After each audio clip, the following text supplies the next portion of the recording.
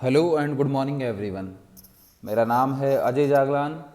Easy economics में आप सभी का एक बार फिर से स्वागत करता हूं। आशा करता हूं आप सभी सकुशल होंगे अपने घर पे।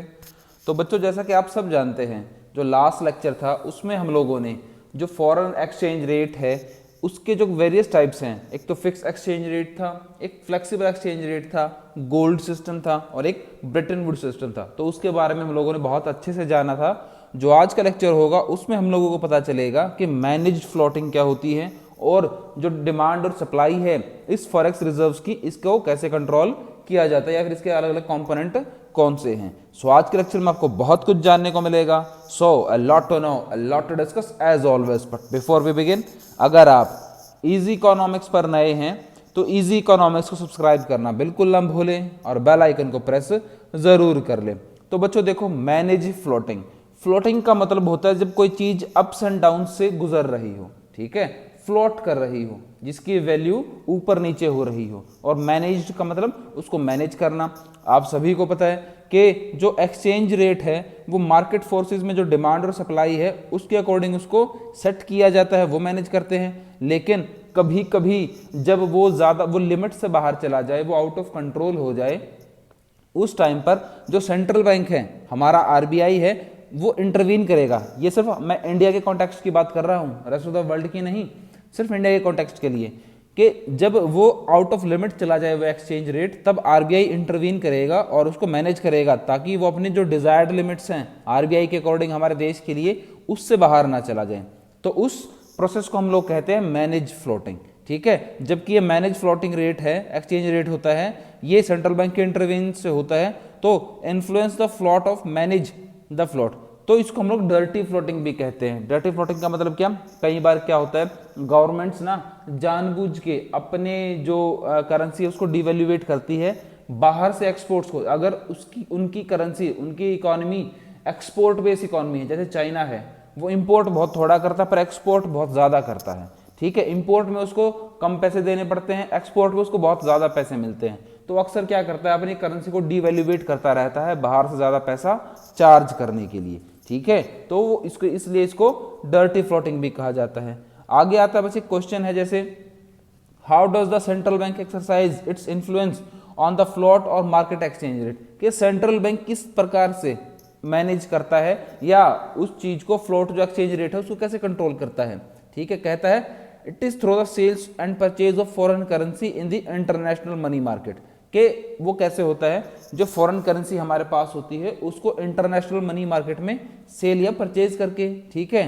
When the exchange rate according to US dollar needs to reduce, जब एक्सचेंज रेट यूएस डॉलर के अकॉर्डिंग रिड्यूस करना हो तो सेंट्रल बैंक क्या कर देता है, release the supply of US dollar, तो अपने पास से यूएस डॉलर की सप्लाई को रिलीज कर देता है, ठीक है। और अगर उसको इंक्रीज करना हो तो अपने पास वो और जमा कर लेता है, मतलब रिड्यूस करना हो यूएस डॉलर के अकॉर्डिंग वैल्यू को, तो वो अपने पास से डॉलर को सेल कर देता है मार्केट के अंदर। अगर उसको इंक्रीज करना है उसकी वैल्यू को, एक्सचेंज रेट को, तो वो उसको और परचेज कर लेता है। तो कुछ इस प्रकार से ये जो एक्सरसाइज है उसको पूरा किया जाता है, ठीक है। आगे कहता है कि exchange rate needs to be raised, कि एक्सचेंज रेट को जरूरी है, उसको जरूरत पड़ती है इंक्रीज करने की। क्यों? क्योंकि central bank increases it's demand for US dollar, कि सेंट्रल बैंक डिमांड को इंक्रीज कर देता है यूएस डॉलर के अकॉर्डिंग, ठीक है। तो परचेज करेगा, पर यहां पर याद रखना अदर थिंग्स रिमेन कांस्टेंट, कि बाकी चीजें यहां पर हमेशा कांस्टेंट रहेंगी। और ये डेप्रिसिएशन के कॉन्टेक्स्ट को आगे लेके जाता है ऑफ डोमेस्टिक करेंसी, ठीक है। कहता है कि manage floating is an exercise of sale and purchase of foreign currency by the central bank so that the exchange rate is managed within the desired limits, के जो manage floating का अर्थ होता है कि फॉरेन करेंसी की sale and purchase करना international money market में बाय द सेंट्रल बैंक, ठीक है। तो उसको अपनी डिजायर्ड लिमिट्स में मैनेज रखने के लिए भाई, ठीक है। तो ये आपके पास था, यहाँ पर कुछ फोकस जोन में एक डेफिनेशन है, इसको आप पढ़ लेना। और उसके बाद आपके पास अगला टॉपिक है component of demand for foreign exchange या फिर फॉरेन करेंसी, के डिमांड के कौन कौन से कंपोनेंट होते हैं फॉरेन मार्केट में, या फिर why is foreign exchange demanded, कि फॉरेन एक्सचेंज को, जो फॉरेन करेंसी उसको क्यों डिमांड किया जाता है। तो कुछ पॉइंट्स या कंपोनेंट है, आप उनको पढ़ लेना।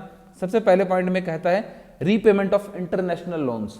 अगर हम लोगों ने, हमारी इकोनॉमी ने, गवर्नमेंट ने सेंट्रल बैंक ने बाहर की कंट्री से या फिर IMF से, वर्ल्ड बैंक से अगर पैसा उधार लिया है, लोन लिया है, तो उनको पेमेंट भी तो करनी है, तो पेमेंट भी तो उसी करेंसी में करेंगे ना, ठीक है, तो रीपेमेंट के लिए। दूसरा, invest in the rest of the world, अगर बाहर की किसी इकोनॉमी में अपने देश के अलावा किसी और देश के अंदर इन्वेस्टमेंट करनी है तब फॉरेन करेंसी की जरूरत पड़ती है, ठीक है। इंपोर्ट्स के लिए अगर हमने बाहर से कुछ सामान खरीदा है, परचेज किया है, तो उनको पेमेंट करेंगे तो फॉरेन करेंसी की जरूरत पड़ेगी, ठीक है। डायरेक्ट परचेजेस फ्रॉम अब्रॉड, अगर इन्वेस्टमेंट के अलावा, इंपोर्ट्स के अलावा कुछ और परचेज किया है गवर्नमेंट टू गवर्नमेंट डील के अकॉर्डिंग, तब जो परचेज किया है तब इसकी जरूरत पड़ेगी। जैसे कोई टूरिस्ट गए हैं, मेडिकल फैसिलिटी के लिए गया है, एजुकेशन के लिए गया है, तब उन चीजों की, उनकी करेंसी की जरूरत पड़ेगी। आगे कहता है ग्रांट्स एंड डोनेशन, अगर हम किसी कंट्री में कोई आपदा आ गई है या कोई ग्रांट दे रहे हैं, डोनेशन दे रहे हैं, लोन दे रहे हैं हम किसी को, तो फॉरेन करेंसी की जरूरत पड़ती है। आगे पेमेंट ऑफ इनकम्स, के अगर कोई बाहर का हमारे यहाँ पर काम करता है विदेशी से, विदेश के लोगों से, तो उनको जो पेमेंट की जाती है तो वो उसी फॉर्म में की जाती है, ठीक है। कोई रेंट है, इंटरेस्ट है, प्रॉफिट डिविडेंड है, तो फॉरेन करेंसी में किया जाएगा। और लास्ट में है स्पेकुलेटिव ट्रेडिंग, मतलब क्या, foreign exchange particularly in terms of strong currency like US dollar is held and demanded by the people for the purpose of speculative trading.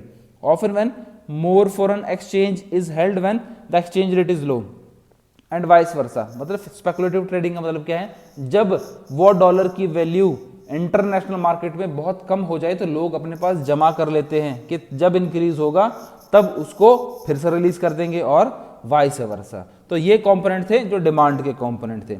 अब कंपोनेंट क्या है मार्केट में, सप्लाई के कंपोनेंट कौन कौन से हैं वो भी हम लोग देख लेते हैं। देखो भाई, सबसे पहले क्या था एक्सपोर्ट्स के लिए, अगर हम बाहर एक्सपोर्ट करेंगे, अगर हमें बाहर एक्सपोर्ट करना है या किसी हम अपना सामान एक्सपोर्ट करते हैं तो हमें फॉरेन करेंसी की जरूरत पड़ती है उसकी सप्लाई के। भाई वहां पर कोई बाहर वाले लोग हमें तभी तो पेमेंट कर पाएंगे और हम वो इंटरनेशनल एक्सचेंज रेट के अकॉर्डिंग लेंगे हम वो भी, ठीक है। आगे कहता है investment from rest of the world, कि अगर हमारी इकोनॉमी के अलावा बाहर से कोई इन्वेस्टमेंट आती है तो वो भी फॉरेन करेंसी में आती है, ठीक है। जितने भी पॉइंट हम लोगों ने डिमांड में पढ़े थे ना उसके जस्ट अपोजिट यहां पर होंगे। नेक्स्ट है direct purchase by the rest of the world, कि रेस्ट ऑफ द वर्ल्ड ने परचेज किया है यहां पर तो फॉरेन करेंसी की जरूरत पड़ेगी।